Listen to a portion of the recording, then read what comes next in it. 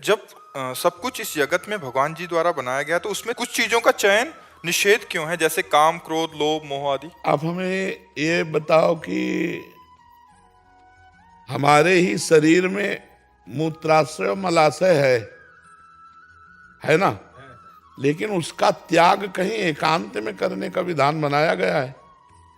तो काम क्रोध को सार्वजनिक त्यागने के लिए बात नहीं कही गई।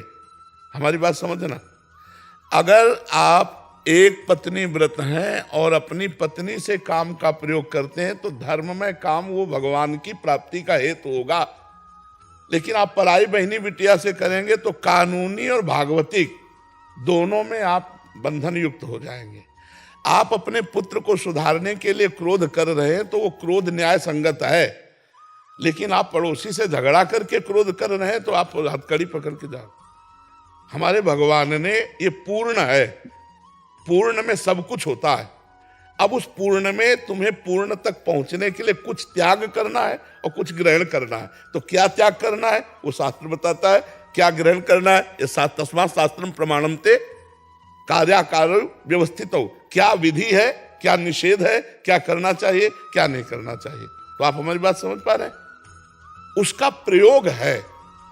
अगर प्रयोग सही है तो काम सही है, क्रोध सही है, लोभ सही है, मोह सही है, अहंकार भी सही है, सब सही है।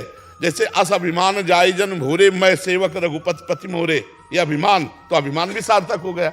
अब रुपया का अभिमान, विद्वता का अभिमान, शरीर का अभिमान, परिवार का अभिमान, अन्य अन्य अभिमान, ये घातक है, ये तुम्हारा पतन कर देगा। तो जो चीज जहां प्रयोग करनी, अगर वहीं प्रयोग हुई तो वो दुखदायी नहीं है। जैसे हमारा सरकारी डिपार्टमेंट है पुलिस, अब अगर आपको आवश्यकता है कि सुरक्षा के लिए तो आप प्रार्थना कीजिए, वो आपकी सुरक्षा करेगा। और अगर आप गलत करेंगे तो आपके डंडा चलाएगा। तो वही आपके लिए दुखदाई है, वही आपके लिए सुखदाई है।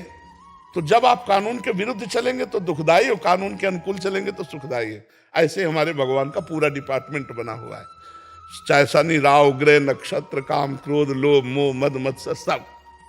अब आप बताओ इसमें क्या दोष है? आपको समझ में आया इसमें? अपने जगह उसका प्रयोग किया। जैसे गुरु है, अपने शिष्य पर क्रोध कर सकता है उसके दोष दर्शन करके दोष निवृत्ति के लिए। जैसे अधिकारी है, दोषी पुरुष को दंड दे सकता है और निर्दोष को मुक्त कर सकता है। अगर बहुत ज्यादा अपराध है तो दोषी पुरुष को मृत्यु का भी दंड दे सकता है। तो काम क्रोध लोभ मोह मद मत्सर, अगर इनका धर्म से प्रयोग किया जाए तो ये सब सार्थक है। अपनी पत्नी से प्यार करो, अपने बच्चे से मोह करो, अपने माता पिता से प्यार करो। आप अब दूसरा धर्म विरुद्ध प्यार, तो फिर वो निषेध हो गया। प्यार भी निषेध हो गया, नहीं निषेध हो गया। ऐसे ही सब जहां जिसका प्रयोग है वहां हम उसका प्रयोग करें तो वो सही है, और अगर उसके विपरीत करेंगे तो वही पाप बन जाएगा। समझ पा रहे हैं आप? महाराज जी, किसी को धोखा देना अच्छी बात नहीं है, तो धोखा खाना कहां तक उचित है? नहीं, कबीरा खुद को ठगाइए। हमारे महापुरुष कहते हैं अपने को ठगा लो लेकिन तुम किसी को मत ठगो। उससे क्या होगा कि जैसे तुम्हारा पूर्व का ऋण है और आप दे नहीं पाए, अब वो इस जन्म में आया है, अब वो तुमसे बेईमानी करेगा, क्योंकि तुम्हें पता नहीं है ना कि पूर्व का हमारा ऋण है और वो नहीं मिलेगा आपको, कुछ भी कर लो। तो वो आपका ऋण है पूर्व का, ये मानकर आपको सह जाना होगा। और अगर आपके ऋण नहीं है तो उसको देना ही होगा। अगर अभी नहीं देगा तो कभी भी कहीं भी हो उसे देना पड़ेगा। तो हमें कबीरदास जी कह रहे, कबीरा खुद को ठगाइए पर किसी को ठगिए मत।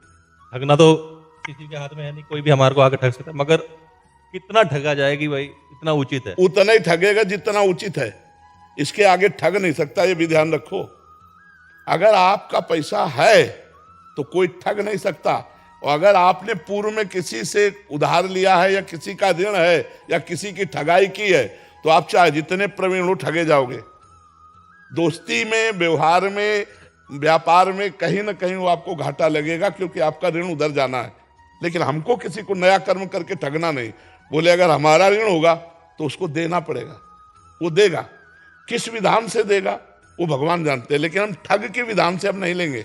अब पाप कर्म के विधान से हम अपना ऋण नहीं लेंगे। अगर भगवान को दिलाना तो धर्म विधान से देंगे, वो आ जाएगा, कहीं से भी आ जाएगा।